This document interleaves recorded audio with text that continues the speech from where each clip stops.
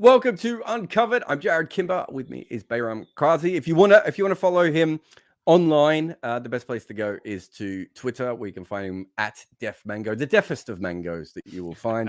You can also find him on Grassroots Cricket, and if you're on my channel, chances are you know where I am. But just put my name into whichever, everything from OnlyFans through to LinkedIn. I probably have. I don't actually have an OnlyFans, but if enough people put some money together. If you want to see me, what would a cricket OnlyFans be? Like just probably the bat cone to get a bit of a workout, wouldn't it? I'd call it Lonely Fans if it was that. But today we're going to make it quite easy. We're just going to talk about the World Test Championship final. We both watched it. I was in the ground.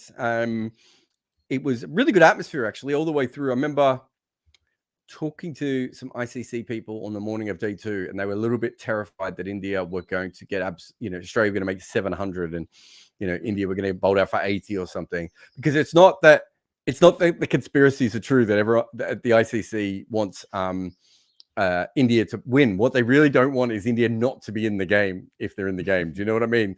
Because if India wasn't playing and it was someone else, even then Indian fans disappear. It needs to be a contest. And so India fought back quite well in that sort of way, but Australia were completely on top. I actually thought one of the most interesting things about this game was that you could make a very solid argument that India had the best of the conditions. I think the conditions favored Australia far more, and we can talk about that and everything to do with that later on. But India got the best of the conditions in that when the ball was doing its absolute most, India bowled.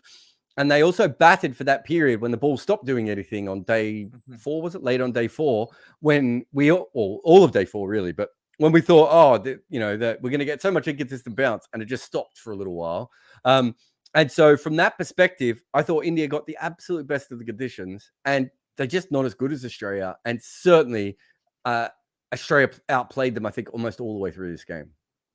Yeah, I'd have to agree. And I think you really hit the nail on the head over there when you said that Australia actually played the worst of the conditions. When they came out to bat, it was a green top. I know we were talking about it on the last Uncovered when DK, Dinesh Karthik shared that picture. And even I thought it was a bold first surface. And I think it was a bold first surface. We can say these things in hindsight. But, they had Australia 76 for 3 practically in one session. I know that Manas fell right after lunch. Just after, but yeah. From 76 for 3, they let Australia score 327 for 3. 251 runs added by Travis Head and Steve Smith. And I love how both of those batters, complemented each other. Steve Smith was being gritty, dogged, and he was just, sticking around over there, making sure that he doesn't fall on day 1. And then Travis Head was just being, belligerent, but not in a very flashy manner. He was just poking at balls and timing them beautifully. And of course, he did play some expansive shots, but then he slash hard, go above the gully fielder. And I think India were a touch too late to bowl short to him, actually. Because the minute they started doing that. Yeah, I think you're right. And I don't think it was they were too late. But I think when they did it, they didn't fully commit for a long time. And so he had to do little pockets of it. For instance, I reckon he was well over 60 or 70 before they started any Neil Wagner type fields against him.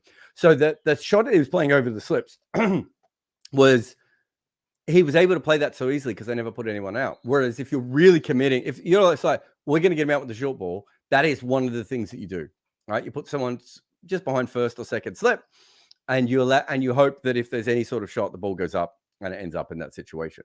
So I do think from that perspective, you're right. The bowl first thing, I do think both teams got that wrong. I think they turned up in England and there was a little bit of, because I talked about this when you mentioned the Dinesh Karthik tweet beforehand.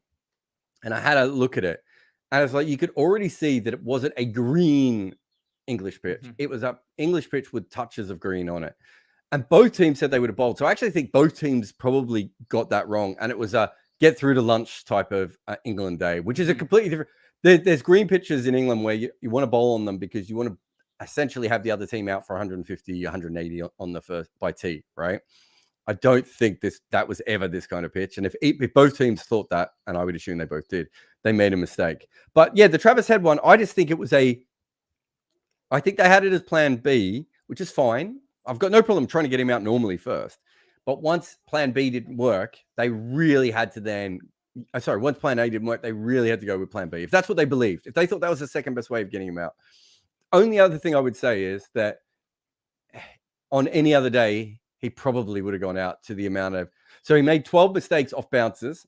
And I think in Test cricket, I think you go out for every 12 mistakes in general, right? But he also made probably another 12 to 16 mistakes off back of the length balls, right? Yeah. Which means they created enough errors in a short period of time that you would expect him to go out. He wasn't in control of it or anything else. And it's one of those things with the short ball where, you know, you have a look at the home runs in baseball, or you have a look at 3-pointers in basketball, all those sorts of things. There is a inherent risk in going all in with those sides of things. I remember West Indies losing a game to Bangladesh in the World Cup in 2019 where they bounced them. And Bangladesh played some very good shots, but there's a lot of top edges that could have gone anywhere, and miss hits and, you know, plays and misses and all that sort of stuff. And I talked to Roddy Eswick afterwards, and I said, do you think you bowled the short ball too much? Now, they've just lost because of the short ball. And he's like, no. Sometimes that's what it is, right? The ball just doesn't go to hand. So I did feel that they didn't quite set the fields enough to back up that side of things. The other problem with Travis Head and attacking players like him in general, right, is once they start scoring at that rate, like, what are you going to do? Like, it takes the game away so quickly that you don't. I remember years ago talking to, I think it was the New Zealanders, about Sehwag, and they said their biggest problem with Sehwag wasn't that they thought he was infallible, and it wasn't that he put the pressure back on them. Their biggest problem was that they then had to make decisions in a shorter period of time. So if you've got Steve Smith making runs, you can cycle through plan A, plan B, plan C, and he's 60. Head was already 60 when they finally got into plan B, right? And that's the problem. Those guys move it on so quickly that if you're not willing to cycle through, and when you cycle through, that means that maybe plan A or plan B would have worked, but he's already got so many runs, you have to go to something else. They speed up the way that you have to go through your normal plans. Yeah, and I mean, Travis had his fair share of luck. You're not wrong over there. You know, there were quite a few, passages of play in which 2-3 deliveries on the bounce, he would just not time them and would look completely at sea. And this is not even against one specific kind of bowler. He had this versus Jadeja as well. But what I really liked about Travis is that even after India had started, deploying that short ball strategy, he found ways to score. He uppercut the ball like 4 times, and the one he hit for 6 was just as scintillating as it gets. And sure, he tried to pull at times, he tried the uppercut, but he was, still quite, what would you say, unruffled by the shorter length. And I think credit to Travis Head for keeping, the pressure on India. That's basically what he did, whilst Steve Smith was grinding it out. He literally took the pressure off of Australia and right back on India. That's where he put it. So I think he must deserve a lot of credit for that. But either way, Jarrod, this was not a 469 pitch in the first inning. Sorry. I do not think that they should have let Australia get that much. Yeah, it's an interesting one. Because they took, as you said, let's say they took 3 wickets in the first innings. Sorry, the first session, even though it was first session and an over and a half. However, if you go back and you have a look at it, they created a lot of chances. Not chances, but mistakes from Australia. They could have been chances. Steve Smith said that he thought they just bowled too wide, right? And I didn't, and I heard other people say they bowled too short. I went back and looked at the lengths. I didn't think they bowled too short. The width thing, probably a little bit more with him. I think it felt like there was more leaves that they could leave. Take Umesh Yadav out, and I don't think they bowled too wide. I don't think width was a problem. It just was Umesh Yadav's a really interesting one, and I think we can come to him later. But the fact is that 3 of their four seamers bowled quite well. Well, no, Shardul bowled quite wide, but he was bowling out swing, so it was kind of on purpose wide, right? Do you know what I mean? It wasn't defensive wide. He was trying to get them to, drive or defend and get the edge. But yeah, I know what you mean. I don't think that Shami and Siraj were quite on that same level. But that is another big thing. If Umesh Yadav bowls at anywhere near his best, the pressure would have been far more on, and instead it wasn't quite there. Having said that, I think because it was green and the ball was doing a lot. Weirdly enough, I don't think it did a lot off the pitch. It actually swung a lot early on, and there was inconsistent bounce. It was tricky, but in multiple ways, not just normal seamer. But because the ball was doing a lot, I think there's that thing of, no one's ever going to be able to play it. And I do understand that thinking, but that is opening in England. It's very rare, even on a sunny day, that you're not going to get, the opening session that's going to be like that. So I just think that they didn't quite capitalize on it. And then when Head got on top of them, it certainly changed quite quickly. But the other thing that is worth talking about is that Umesh Yadav didn't bowl very well. Shardul had a very good game, I think, all in all. I mean, he was very Yeah. lucky with his batting, but I thought he bowled really well, especially in the first 2 spells he bowled. And if you get 2 good spells out of Shardul, I think you're ahead. You know, any runs are a bonus at that point, but 2 good spells, certainly. Not to forget all those body blows that he took, particularly, on the rib cage and the fingers. Pat Cummins was on a mission that he wants to send Shardul Thakur to the hospital. We saw similar things with Rahane and Manas Labuschagne, but yeah, that was quite feisty, Just He was the worst. I think he got it the worst. I mean, I think Rahane probably got the worst injury, but he seemed to get the worst sort of. Well, actually, him and Manas probably got the worst steeple where they were playing a normal ball. At least with Rahane, some of them were normal. But yeah, no, you're right.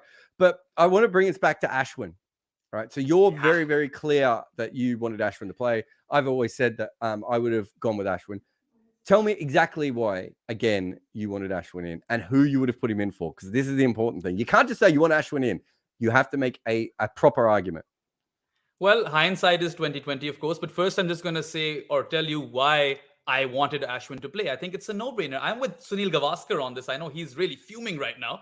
And you have a bowler who has 450-plus test wickets. In this cycle of the World Test Championship, he is your best bowler, India, that is. And he's averaging under 20. And most importantly, he's got, 10 first-class wickets at the Oval. He's performed well in England last time in India toured.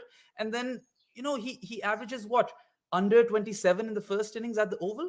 Well, there you have it. You don't really need to look much past after that. And I just feel like, okay, if you're going with, 4 paces, then maybe compromise somewhere else. Initially, I thought maybe you could have played him ahead of Jadeja, but then that's just, I myself retract from that. In hindsight, I would have played him, ahead of Umesh, but that's hindsight. So I wouldn't blame them too much. So that's what I mean. It's really hard to work out where he goes because KS Bharat is obviously not as strong a batter as Rishabh Pant.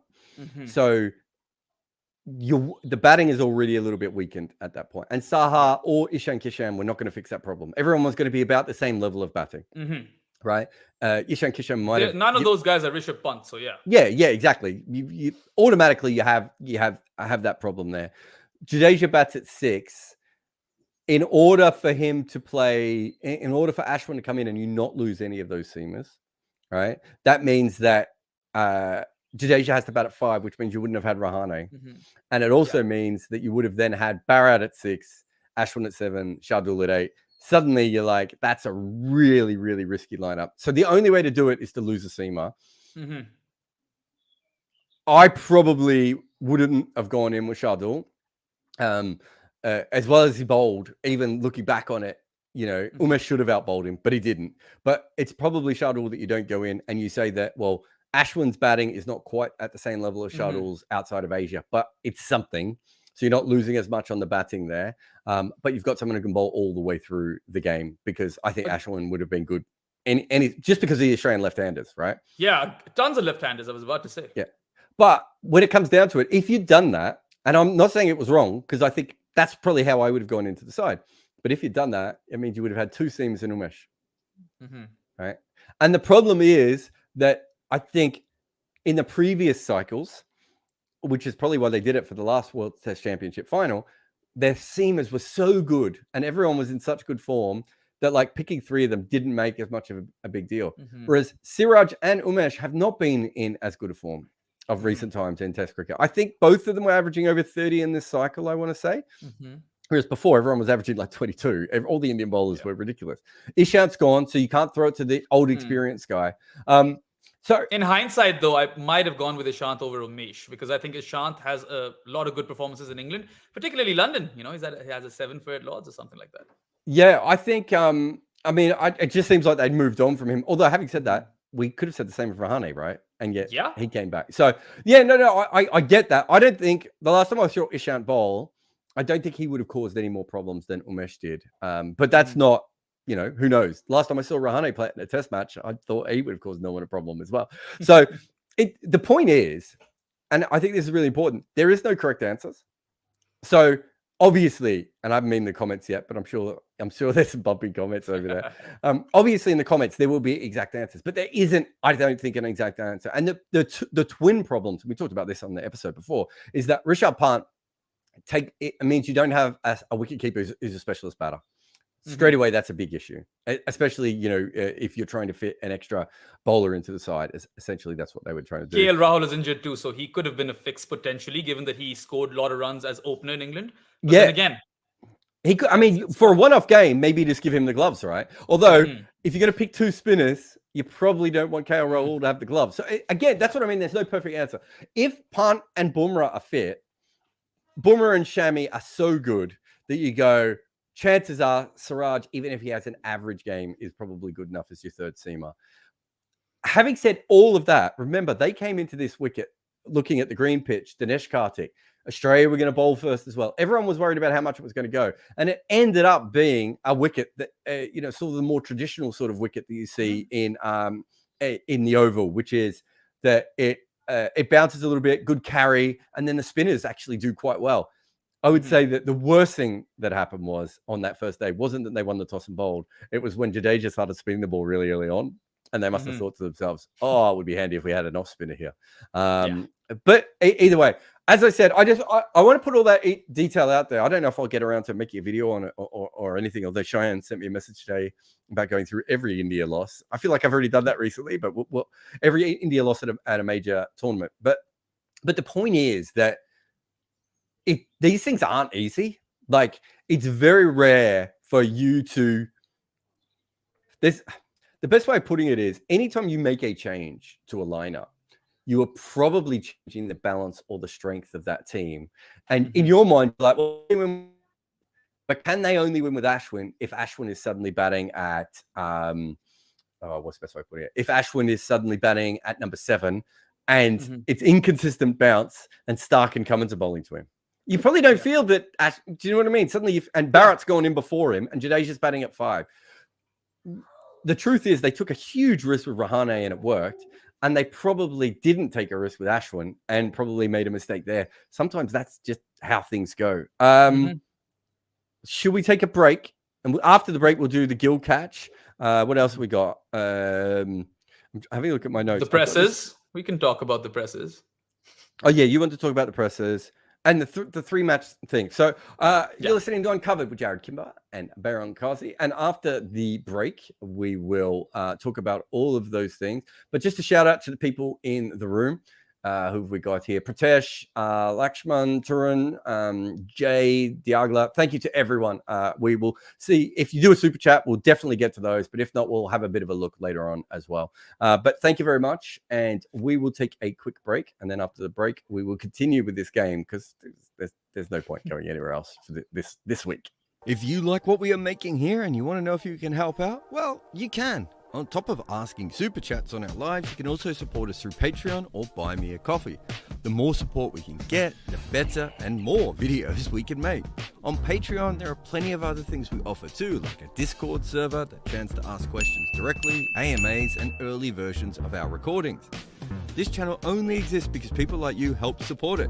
We have to buy equipment, software, pay wages, and my mortgage, I suppose, just to make this stuff happen. And if you don't have any money available to spend, it isn't just your money we want. Shares, likes, retweets, comments, subscriptions, the little bell icon thing, all of it.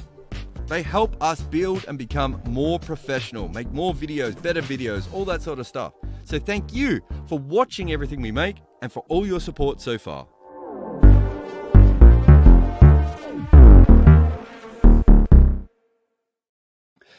Welcome back to Uncovered. Jarrod and Behram here. A really unhelpful comment where R says, Pakistan didn't even make the final. I mean, that's really on you, Behram, for not getting them to the final. I felt like I got Australia to the final, but you've really let down everyone. Whereas R, he got India to that final. So well played there, R. Let's get to the catch. So I haven't really written anything on this. And the reason I haven't is because I've covered this same thing a million times. And also the soft signal thing.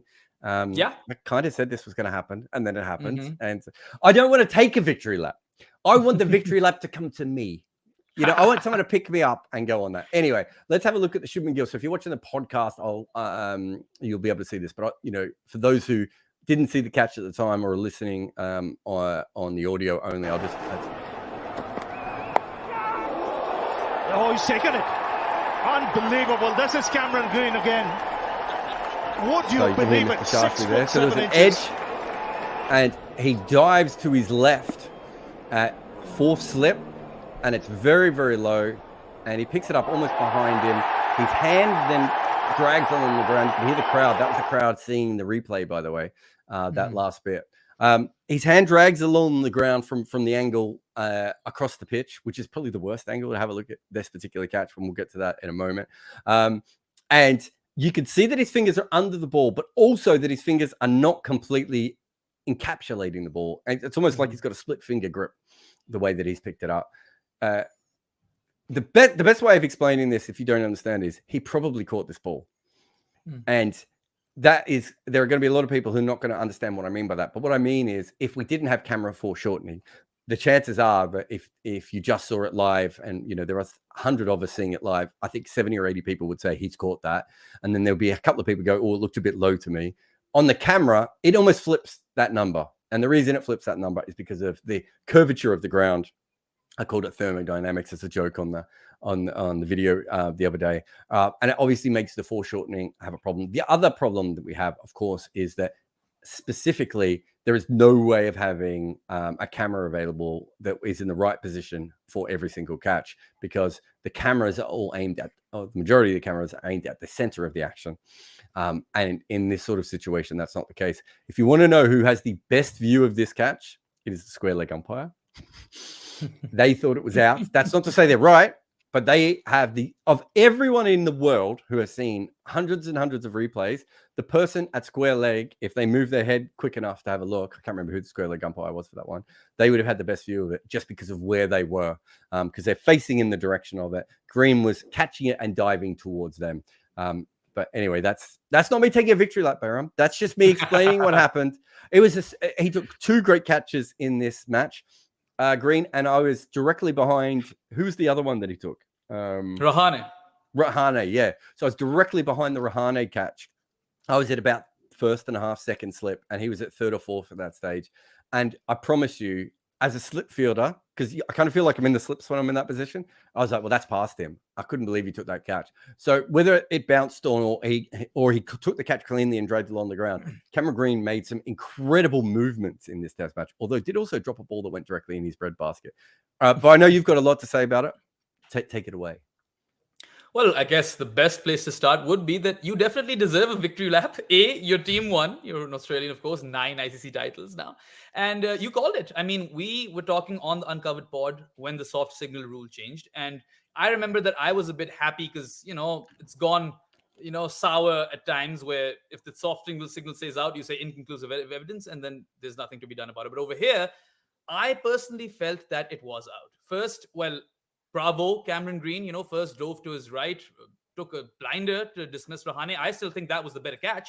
This one was probably harder because it was to his left, but I think that he caught the ball, with both of his fingers underneath the ball. And then when his hand hit the ground, you can see that those blades of grass that were touching the ball, his fingers were still encapsulating the ball. So I would still say that is out. Like if I was Richard Kettleborough, and I know Pat Cummins is a big Richard Kettleborough fan now. He's praised him like more times than he has ever in his career, just in the presser. But I think I would have given it out as well. And you see these sort of decisions go both ways, but I don't think this was 50-50. I think he was in fact out, and you have to give Cam Green credit to get a hand on that in the first place. And it's just a bit surprising to me that, okay, now Shubman Gill is tweeting about it. You are India. You get the most exposure in the world. You play IPLs. You make the most money. This is not the sort of behavior you come up with after or during a World Test Championship final. You got to play tomorrow. You got a whole day's play tomorrow. You could potentially win this. I don't mind that, and I'll tell you why I don't mind that is he's a human, and a lot of people who are attacking Shubman Gill this week for being, overpaid and overpampered and all this sort of stuff. He showed us he was human. Also, I don't have a problem with him looking at that and thinking it was wrong, right? Because it does look like it looks. It looks like Cameron Green drags the ball on the ground from certain angles and everything else. But I understand your general point of what is Shubman Gill going to get out of that, right? It didn't particularly help him in any way. I mean, he ended up paying money to play this game, right? Because 115% fine. So, I mean, Rohit too voiced his dissent in the presser that he said that there should be more cameras, more angles. I mean, you talked about the false shortening issue. No camera can fix this, can it? No. So that's the first problem, right? Is that cameras aren't actually the way of fixing this. I don't know if you can Hawkeye map or something like Hawkeye, spatial track the entire ground in a 3D way. That would actually help, weirdly enough. But even then, I don't know how you would do it for fielding because the grounds are so big. But the thing with the more cameras is, this is what I said on that episode that we're not going to mention, where I said that why we have the soft signal is because cricket grounds are really big and you can't actually cover all these catches. There's no way. I don't know how many cameras Rohit would want to have. It would be impossible. There just aren't enough cameras that no cricket board in the world, not even the BCCI, would have the amount of cameras that you would need. And then, as you said, the foreshortening thing doesn't actually go away with that at all. No, look, I thought it was, I thought it was interesting that, like, they were outplayed in that game all the way through. They certainly got a decision in that way that I think I thought at the time, my big takeaway at the time was he's probably caught that, but also that even cricket people who know he's probably caught that, I think a percentage of them still give that not out just because of the way the images looked, right? And which is fine. I've got no problem with that. But my other thought was, especially without the ability to have a proper conversation with an umpire, because I don't think he can show. I don't think him and the umpire can have the umpire on the field, I should say, can have a conversation on the field while they're looking at the footage together. And I can't remember who was around me, but there was about 3 or 4 of us around. There were English people, there were Australian, there were Indians, all in one area, all watching that. And everyone had a bit of a different take on it, right? And I remember thinking, this would be so handy if he could speak to someone rather than just be in a situation where he's got to go with that. And I was thinking purely for myself, I think that's 60% out and 40% not out, right? Based on the footage that we have seen and the information that he would have got from the field, which would have been, I think he caught it, which is my guess. It was certainly, I don't know how much they conversed with the umpires at that point, but that would have been all that he would have had. And it's like, this isn't a black and white issue. We can't even, there's a great photo that I think Dan Brettig put up where you couldn't see all of Cameron Green's shoe, right? And the reason you couldn't see all of his shoe is because of this curvature of the ground. So we can't go to the technology. It's never going to be able to fix this problem with the current technology. I don't know, in 20 years time, who knows? We'll have chips in chips, and maybe we'll be able to, when what's that company called, Sport Core? They put their chip in the ball and the ball can smell if it's touched grass or something, right? But it's, I didn't think this had a huge impact on the game overall. And this is no different than any other mistake that an umpire makes anyway. And I think that's the one thing that I've been a bit frustrated with when it comes to third umpire mistakes and DRS and everything else, is umpires actually make mistakes all the time. So, for instance, Pat Cummins took 2 wickets with no balls that were not only not called by the standing umpire, because he doesn't do it anymore, but the third umpire missed them originally. If they had been calling every single no ball that Pat Cummins had been bowling, he might have corrected himself a little bit quicker and not bowled it on the one that he gets a wicket on, right? And so there are mistakes happening within cricket games by players and umpires all the time. And that even if you showed that footage to 100 neutral people, there's no way 100 people would say that was out or not out, right? And I've done that before. I remember there was one with Tim Payne, must be in the BGT, the last one in Australia. No, I can't remember. It might have been the one before that. Or maybe it wasn't even India. I can't remember. But whoever it was, remember there was a run out or a stumping, it was. And the umpire gave it not out. And I just put up a poll because I just wanted to show how split opinions are, right? And I've said this. I said this on air once, and a former player got really angry. And I said, you're saying it's 100% out, but there are 2 other people in this box who are saying it's not out, right? At the moment, that means it's 33% out. And he didn't like that. And I said, the other thing is, you're saying the umpire should have seen this or should have gone with your decision. But in most things in life, how often do we ever get 100% agreement on anything? And you don't know that the umpire is at that 1% that goes the other way. It's a fascinating issue, but we're not going to fix it because the technology isn't at the state. And we're going to see blurry images and cameras panning and zooming in on, it's like in those American films where, like, you see someone walking through a train station and their face is a blur, and then someone says enhance, and suddenly you can see them as clear as they're in front of you, right? That's a bit like, it doesn't happen in real life. And that's what we have to deal with is crappy angles because fielders stand in weird positions. Also, this is not unprecedented, right? I mean, we've seen this soft signal or no soft signal. We've seen this sort of stuff happen all the time. Most recently, I think it was Ollie Pope, I think, who took a catch of South Shakil in Pakistan versus England. And Pakistan could have won that Multan test. And there was a lot of uproar, I remember, that this was not out and this and that. But same sort of concept, fingers underneath the ball, given out, even if you saw it touching the ground. It's not unprecedented. This is not the first time it's happening. And I think it was bound to cause some controversy since we've lost soft signal. But then again, I think, in all of this outcry over this catch, what we're forgetting is that Shubman Gill was undone by Scott Boland by a ball that pitched in exactly the same area. Just one nipped back in and he was shouldering arms and got bowled, hit top of middle. And then the other one straightened up and took his edge and it was collected by Cam Green. So really, I think Boland got the better of Gill, and that's the biggest takeaway you all need to take from this. This is something I find really interesting, which is the two big instances of Gill being involved in this match are that catch and the leave, right? And so many people online, like I showed people how incredible this ball was, frame by frame, and still people went, "That's a regulation ball." I had a Pakistani fan say to me, "Regulation ball, Muhammad Asif did this all the time." And I was like, well, there was nothing regulation about Muhammad Asif, right? Yeah. So firstly, secondly, he was one of the best bowlers in the world. And he's the reason we're in this situation, that people can bowl these deliveries, right? And when you look at the CricViz numbers, you realize how much that went. But I think it was whatever it was, day 4, when I put the two of them up side by side. I put them both up so that people could actually understand how hard it is in modern cricket, to be able to do this. And I remember Gary Naylor was commenting going, Courtney Walsh did, bowled these balls all the time. It's like, well, Courtney Walsh took 1,800 wickets and an average of 21 in first-class cricket. Yeah, a really good bowler bowled these balls a lot. And do you know who didn't play it? All the people who played against him, right? No one got on top of Courtney Walsh. And so we've got to the point now where, like, he should have left it. And the perfect example was that I think you're talking about the other one where he played it and people said he should, and people didn't say this, but they were thinking it. I could tell they were thinking it. Oh, he should have left that one, right? And as you said, they were very similar. But the other one is KS Barrett, who gets a very, very similar ball to Gill, and he does play his, and it still bowls him. And that's because when a ball is doing that much movement at that kind of pace, it's so tough.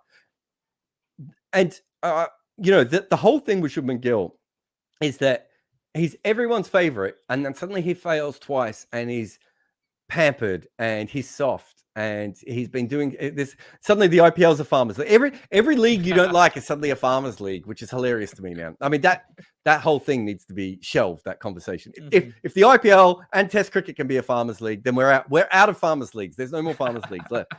But the point is that, like, Test cricket is about failure. And you watch what Boland has done, and it's not just to Gill, obviously. He did it to other people in this game and has done it beforehand. You do think to yourself at a certain point, like, he's managed to perfect his bowling to such a level that it is so hard to face him. There is no problem with any batter in the world failing twice against Scott Boland in a test match. When he was moving the ball, I would say twice as far as Cummins was in that game at times. Like, legitimate, the amount of sideways movement he got, especially on day 5, I want to say, when there was it day 5 or day 4? I think it was day 5, actually. Right? Yeah, day 5, but also there was a spell on day 4 where Cummins just couldn't get the ball. Like, he could get it to move maybe 1 in every 6, and he could get it to fade back. And he bowled a couple of okay balls, whereas Boland was like pinging them both ways, like he was like he was playing in a video game. Those kinds of players, it is really, really hard to go up against. So I thought it was fascinating that, again, someone played well in the IPL and then fails in one test match, and that means that everything they've done before then doesn't matter. Bradman failed all the time. We've just got to get far beyond the way we talk about cricket at the moment, because it's not only that it's wrong and boring. Yeah, and I mean, Bradman, I'm sure, didn't fail too many times. Averages 99 with the bat, but I get your point. And he failed every second innings, though. Yeah, but you're right. Yeah, but Shubman Gill, you look at this player, and he is definitely an all-format superstar. He's not gotten there yet in Test cricket, but you just already know that he's the sort of player that, given enough chances, he's going to cement his place in that side as well. He's got a 200 in ODI cricket. He was the best batter in the IPL. He's done it for India as well. And I mean, it's a no-brainer. You should definitely, if any Indian fans are pissed at him, you should support him. Shubman Gill looks like a generational talent, and guys like this don't come around every day. You look at him, Harry Brook, potentially Abdullah Shafiq, just because he has that knock in Sri Lanka, but he hasn't quite cut it in limited overs cricket. But you look at these few players, all format cricket is going to be very, very hard in the future, and you can't really single out a lot of players who you think will be able to succeed at it. Shubman Gill is that player. So definitely all Indian fans should back him. And one more thing, I mean, I know we've talked about how that first day, second and third session really helped Australia pretty much win the game ultimately. But if not for Scotty Boland's double break, when he castled Virat Kohli, he set him up brilliantly with those 3 deliveries, getting him to play away from his body and then, get more slander from Sunil Gavaskar. He wasn't happy with that shot either. And then, of course, you got Ravi Jadeja in the same over, nearly got KS Bharat. It was almost a triple wicket maiden. And he also got you a left-hander, right? Because he doesn't average too well against left-handers. So I think that apart from the first innings, you've got to give it to Scotty Boland. He changed the complexion of the game on day 5. And had he not gotten that double breakthrough at the time that he did, we might have been looking at a different result, because Kohli was looking in imperious touch. He was looking as good as he's ever looked. And people are all saying that, why was India playing expansive strokes? Why were they playing their shots? They were in that position because they were showing intent. We talk about India being defensive in last or previous finals or whatever. I think there's merit to that argument. India played differently in tournaments versus how they play in bilateral series. But in this test match, you cannot fault them for intent. I think they came out there to win. And you look at all those dismissals, Kohli, Pujara, Sharma, all of those guys tried getting boundaries or getting runs. So I don't think you can fault them for intent here. I think India went about it the right way. 444 runs are just a lot of runs, and they just couldn't execute it. Yeah, I think I had no problem with that. I mean, Sharma hit and Boland off his length at one stage, which was a huge win for India, with everything you've just said. The pitch certainly flattened out as well, so it was a good time to score runs, whereas who knows what was going to be on day 5. And day 5 did get a little bit tougher to score runs, right? So from that perspective, I mean, you're chasing over 440. Like, I don't know, unless you wanted them to play for the draw, which I think is also quite unlikely. I think it's unlikely in 2 different ways. And I'll tell you why. I think the first one is that I think it was quite unlikely that modern players are going to be able to bat out the draw when they don't actually play in draws anymore. Forget T20 and ODI cricket changing it. Test cricket has also changed, right? Yeah. And I think it's a very, very unlikely thing to basically say we're going to block out the draw, even though it's not something that we've had any practice doing before. The second one is that Mitchell Stark aside, I think the other 4 bowlers that Australia have would have, with what the pitch was doing, would have eventually chipped through, right? If the pitch was doing absolutely nothing on day 5, I would have said, do you know what? They don't actually need to bat. They just need to stay in till the end of the day and they'll be close enough to the score. But we saw again on day 5, just a little bit of inconsistent bounce. I think it was the first ball. Scott Boland comes in and it bounces a couple of times through the wicket keeper. And I was like, well, there goes the pitch. So just from that perspective, I do believe that, that you need, if you're playing in a position where the other team has an advantage, you do actually have to do something. And in this case, 2 advantages, over 400 runs and the pitch is in your favor. You do actually have to do something to counteract that. And, I've got no problem with the way that they did that. Some of the executions, you could have serious problems with that. I mean, the Kohli execution, I would find it hard to back that one up at all. Anyway, we'll have a quick break and we'll come back to the press conferences, which I didn't even go over to, but you're all over for me. You're listening to Uncovered. I am Jarrod Kimber. You can find me in all the places, and he is Behram Kazi, and you can find him here, Grassroots Cricket, and he's the Deaf Mango. A few years ago, I had a panic attack after ESPN Cricinfo made me their global writer. I'd earned that position, but I also felt like a fraud at the time because I didn't really understand how I wrote. I understand that there was a process and gears and different styles and things, but how it all came together felt a little bit random. And so I began to panic like a golfer with a natural swing, worried one day I'd just end up with the yips. And would my career be over? So I took my writing apart piece by piece until I understood it. And then I figured out I could teach others all the mistakes I had learned. So I started an online course where I tried to make it as cheap as possible so people like me would be able to afford it. It's called Fans with Laptops, and heaps of people from around the world have used it so far, from first-time riders all the way through to professionals trying to improve.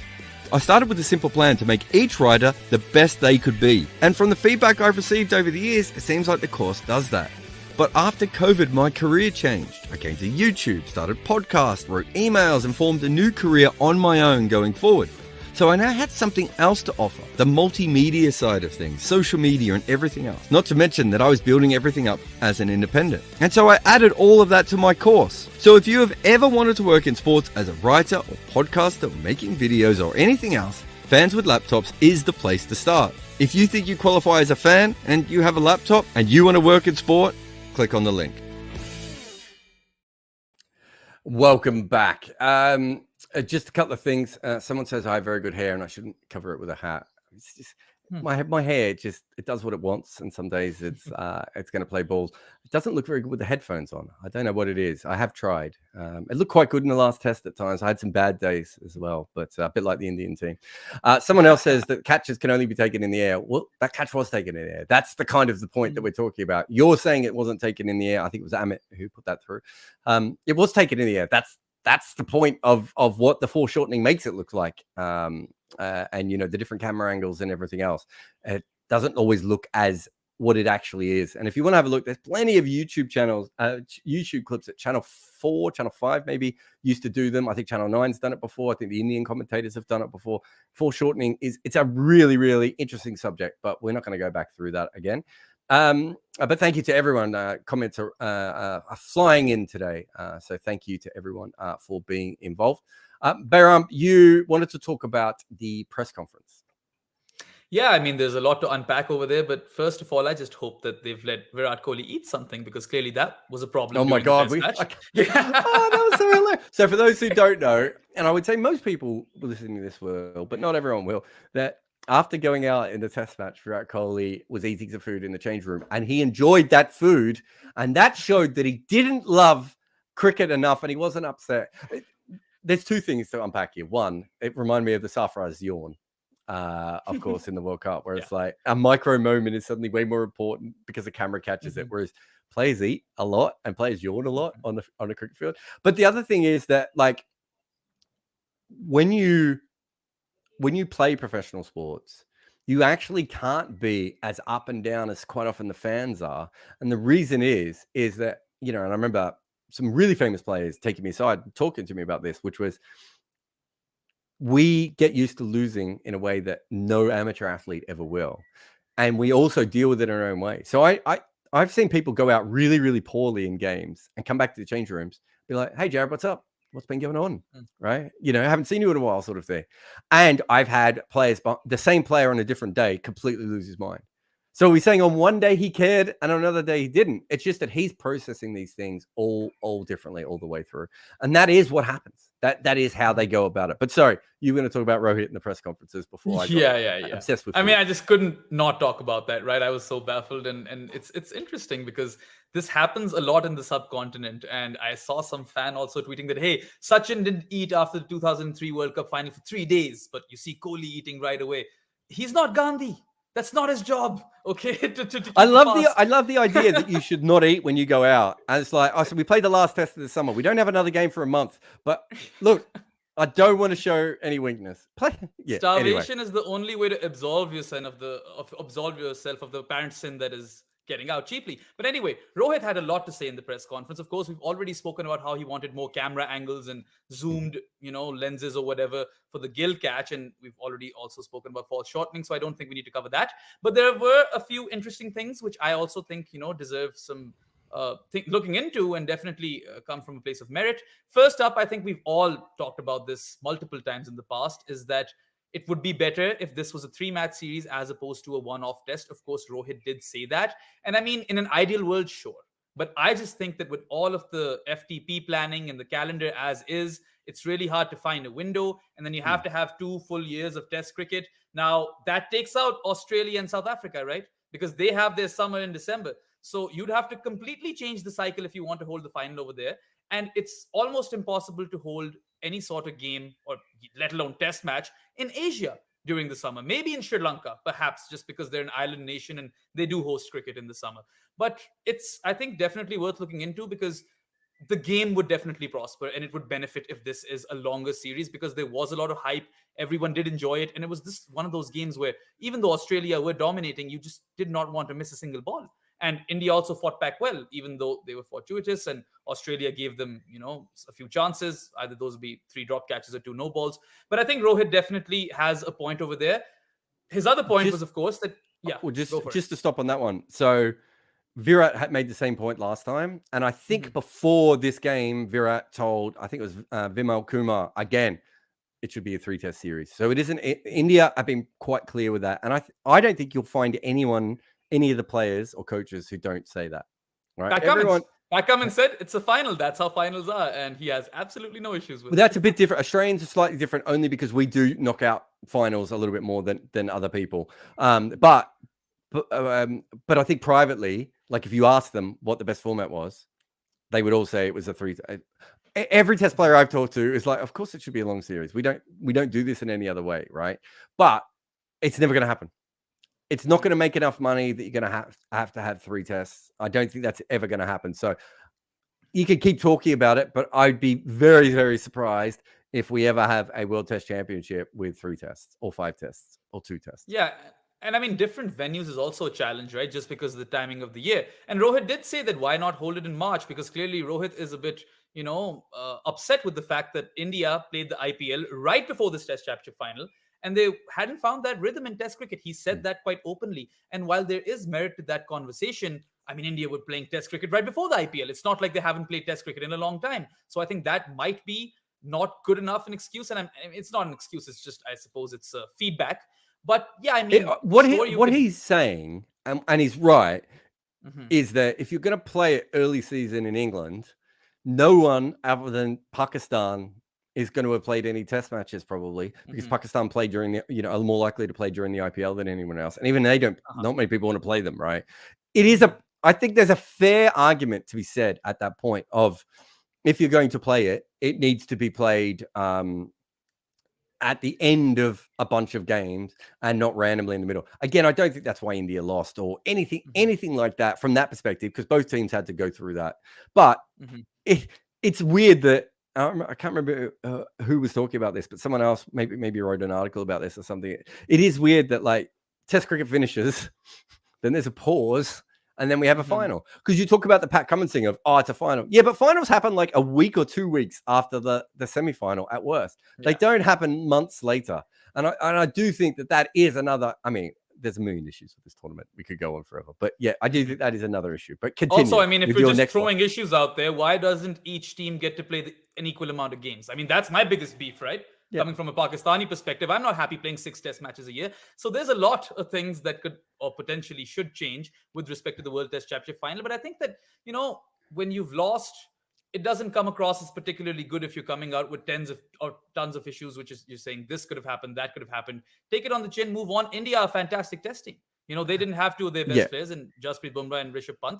And you can make an argument that in these last 2 cycles, and even potentially a bit before that, ever since Virat Kohli took charge as captain, India are the most consistent test team. So, you hold your head high in pride, and that's fine. You lost a final. You lost to Australia.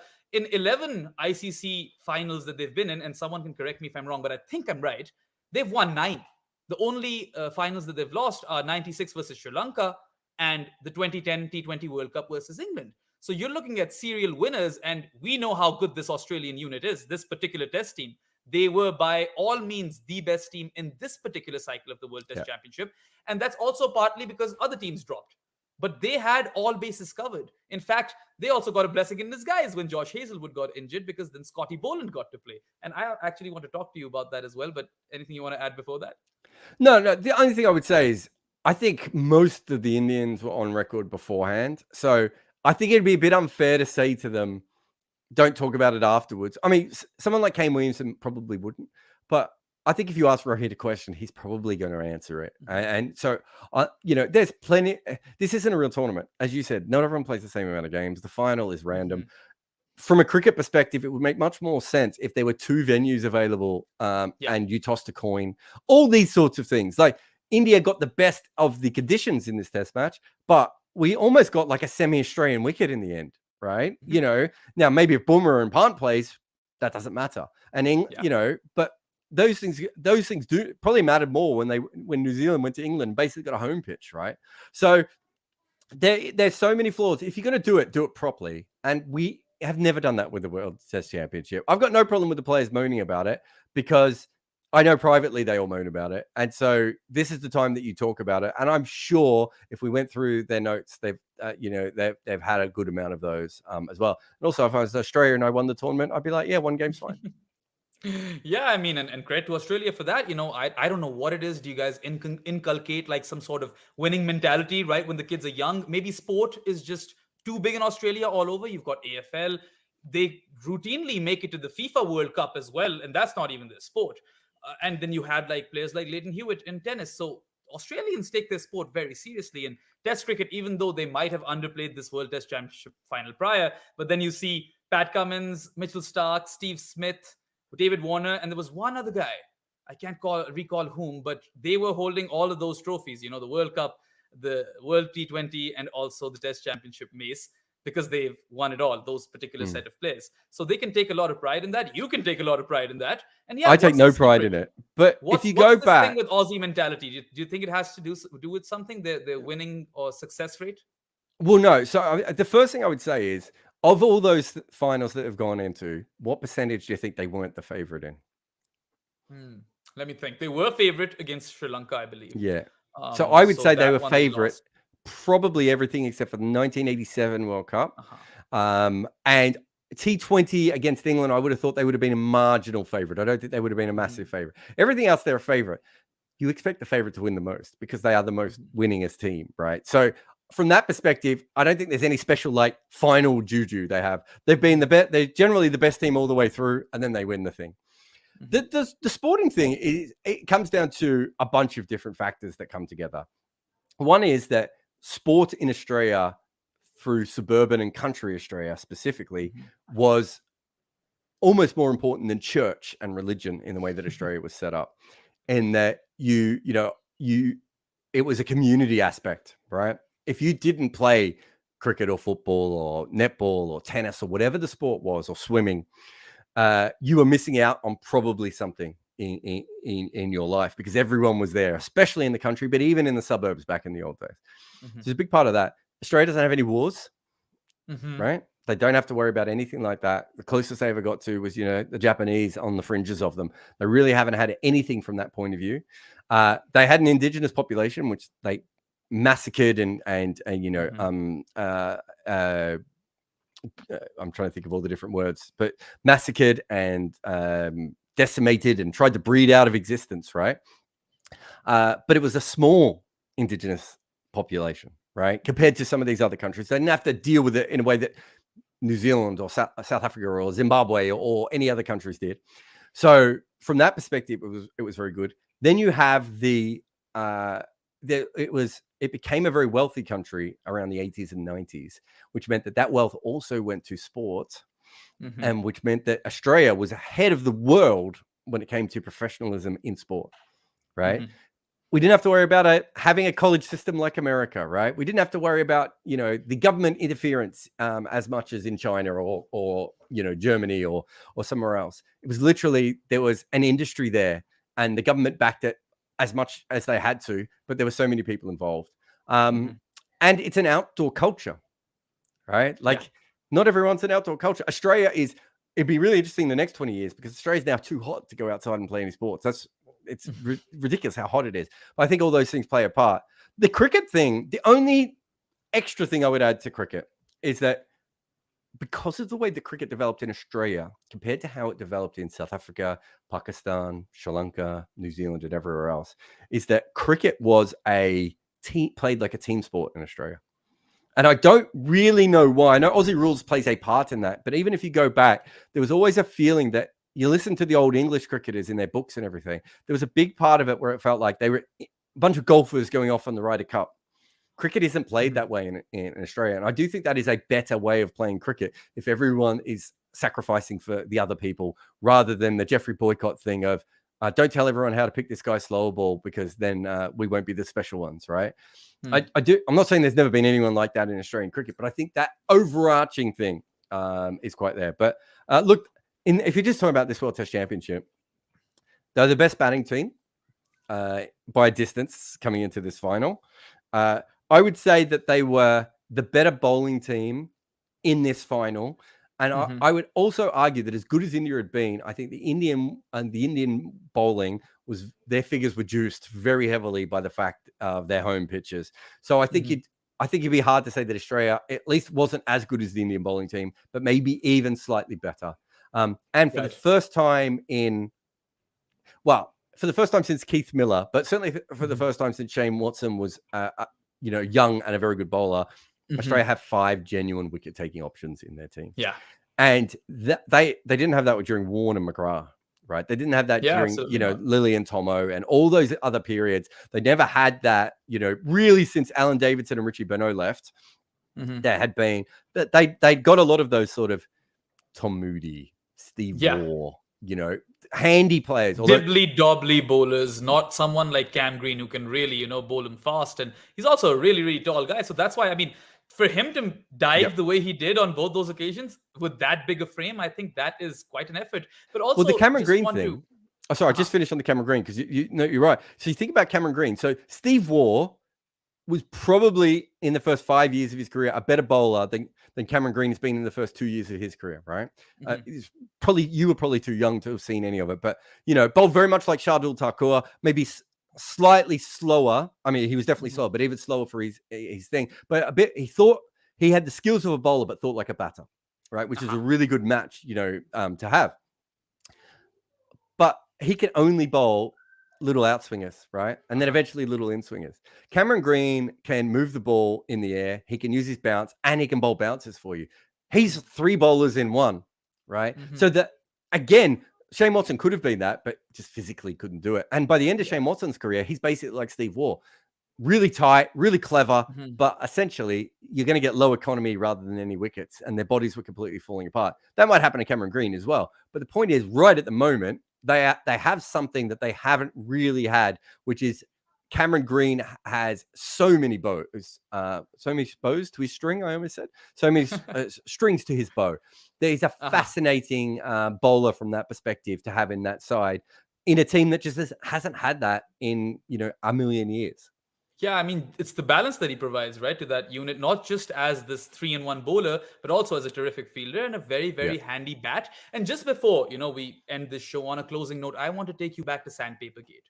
This was Australia's lowest moment ever, I would say, because everyone underarm ball might have been up there, but yes. But there are a lot of Aussies who are happy about that too. There's a wry smile on their face when they think about the underarm ball. This was something that hurt everybody, and there were a lot of reactions from former players. Steve Smith was crying. David Warner was also in all sorts, and you could say that that's when everything really changed. JL came in as coach. Patty Cummins Tim Payne at the time was the new leader, and then they went through this overhaul. And in this cycle where, Tim Payne was, unfortunately, or whatever way you look at it, Pat Cummins came in as captain, right? And then they got a lot of things right. And it's just, this is a different Australian team. They're not like out and out sledges who want to win at all costs. They will have their fun on the field. They'll probably say a few words here and there, but generally they focus more so on their cricket. They don't have that win at all costs mentality. I just feel that way. And also something I picked up on was that I saw Australia win a series not too long ago where first they posed with the trophy with Usman Khawaja, then Usman Khawaja went away and then they popped open the champagne. They didn't do that this time. So I think that's a very admirable quality for Pat Cummins as a leader. What do you have to say? I think they've changed quite a bit. I'm sure behind closed doors, they still got very, very drunk. And of course, I hope they did. And probably used the trophy in inappropriate ways, which, if you want to have a look at Alex Hartley's Twitter account, she suggested one way that you could use it. Batteries are involved in that way. In fact, I was hanging around with some ICC people. They were like, maybe we should have put a vibration switch on it. But I think it's a very different team. I think it's a different team from the one that Langer had, right? Just in that Langer was that win at all costs mentality that you talked about, and there is a different vibe, and not all Australians have been massively happy with this team. Have a look at what happened in the World T20 when they didn't win. there's a lot of people waiting for them to lose and to kick them of recent times. So it's interesting that they've won this tournament, and if they win the Ashes as well, you'd have to say that the woke Warriors are just as good as the old chest hair mustache guys, right? But I think the point is that this team feels like they are doing it their way, and I think that period before the Lehman and even into Langer, it was almost the players were leaning in one direction of wanting to do things their way, but the old school mentality was pulling them back, right? Whether this team is successful and is as successful as it should be over the next 2 to 3 years is going to be really interesting. But it feels like, from my perspective, watching them, that they're at least doing it their way. And I know, having talked to players, a lot over the last couple of years, and some of this was Lehman, but it also came about with Langer.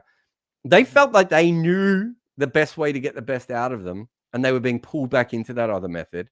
Now it feels like very much a different kind of world, where they're now being put out there in a situation where they can play how they want to play, and they're going to win and they're going to lose. I mean, they're still going to go up against England in this Bazball summer.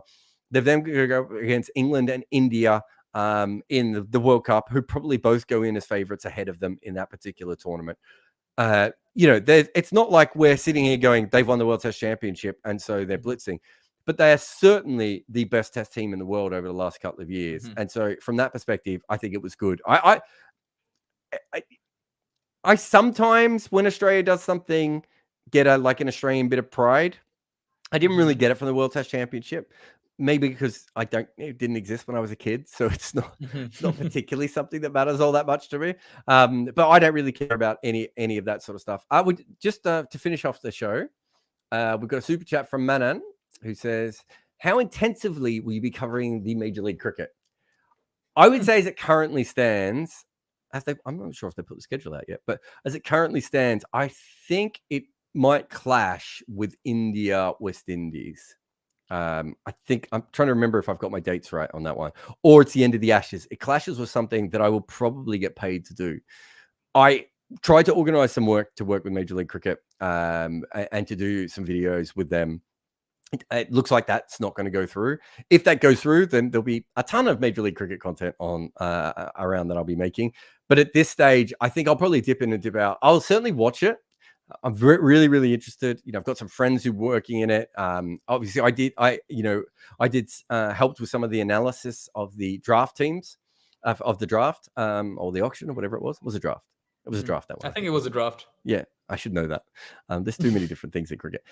So from that perspective, really interested in the way that some of the teams put their lineups together. And I commentated on minor league cricket last year, so I watched a lot of minor league cricket and started to learn more. So some of the American players are quite interesting to me as well. But I don't think this YouTube channel is going to go massive on it unless I get paid for it. So at the moment, the things that we, even the IPL, if you look at the last IPL, I probably did 3 videos a week. That was because that's me doing it. We're not getting paid, right? Test matches are the only things, and it's usually, Australia, India, or England dependent, where I put a lot of work in without getting paid. Everything else, I kind of need to be paid to be able to do something, just because that's how my budgeting and that's I've got staff and everything else works. But I'll certainly be watching Major League Cricket. Will you watch it? Do you care? I mean, there's a team called Washington Freedom, and nothing screams America more than that name, right? Washington Freedom. So I'm going to watch just them. I think they've got Glenn Phillips as well, who's one of my favorite T20 players. But I hope there's a Texas Eagles as well. That would be great, the Texas Bald Eagles. But I think it's great for cricket that it's going to America because it's cash heavy and there are more opportunities for players to play. And I know that a bunch of Pakistani players who haven't gotten opportunities to play over here in Pakistan, like Sami Aslam, Hamad Azam, a couple of more, are going to be featuring in that league. And yeah, wherever the Pakistani players play, I always have an eye over there because I'm keen to see how they perform. Washington Freedom, the reason I like that team is there was another professional team before with that name, and they took it anyway, which I like. But secondly, because Washington Freedom sounds like a cricketer that played for the West Indies in 1984 and played like 2 ODIs. It's such a beautifully random set of names, but obviously it means a lot to Americans. But it's a bizarre. Washington Freedom. The freedom is so not cricket. It just absolutely bizarre. They're going to play in red, white, and blue as well. By the way, the Washington Freedom. Lovely. I've got it up. They've got who have they got? Enrique Norquia, Hasaranga, Marco Janssen, Glenn Phillips, Moses Enriquez is the captain, which is a bit of a step back. Greg Shippett is their coach. One of the best coaches in world cricket, who hasn't done enough of major league. I was going to say major league coach, hasn't done enough of major coaching around the world. But he's the coach's coach, and a lot of the people that he's coached have gone on to be coaches around cricket. Just a really, really, because he wasn't a very well-known player and he's not very good with the media or anything. But as a Victorian fan, he's won us an absolute bunch. And you talk to the people he coached, and they talk about him very, very warmly. Anyway. Uncovered is done. We're done. We'll be back with footmarks. We're going to do footmarks on Scotty Boland as well. Yes. The rise of Scotty Boland. So if you want to do that, plenty of content on the site. Ashes stuff starts very soon. I've got some huge projects for the Ashes and some smaller ones as well. But huge thanks from me and Behram for all your support. Remember, like, subscribe. If you're listening on iTunes or Spotify or whichever one, put a review up. All these things help us, put stuff out. And thank you again to Manon for his super chat and to everyone in the comments. As I said, comments were bumping there for a little while. So thank you so much to everyone for coming. We will see you again next week, but you can see us or at least hear us on Footmarks very soon. But remember, Behram is on Grassroots Cricket and you can follow him on Twitter at DefMango. And I'm kind of just everywhere. Thanks for watching or listening or generally ignoring us with it in the background. This has been the Uncovered Podcast. If you like what we are making here and you want to know if you can help out, well, you can. On top of asking super chats on our lives, you can also support us through Patreon or buy me a coffee. The more support we can get, the better and more videos we can make. On Patreon, there are plenty of other things we offer too, like a Discord server, the chance to ask questions directly, AMAs, and early versions of our recordings. This channel only exists because people like you help support it. We have to buy equipment, software, pay wages, and my mortgage, I suppose, just to make this stuff happen. And if you don't have any money available to spend, it isn't just your money we want. Shares, likes, retweets, comments, subscriptions, the little bell icon thing, all of it. They help us build and become more professional, make more videos, better videos, all that sort of stuff. So thank you for watching everything we make and for all your support